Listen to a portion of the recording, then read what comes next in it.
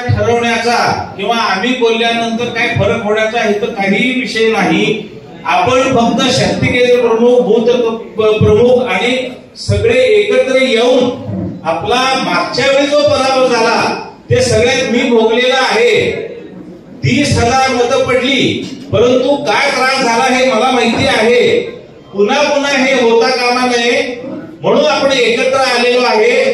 यावेळी आपण कितीही भांडलो, कितीही बोललो तर उमेदवारी देणारे वेगळे आहेत। उमेदवारी हे वरून जाहीर होणार आहे।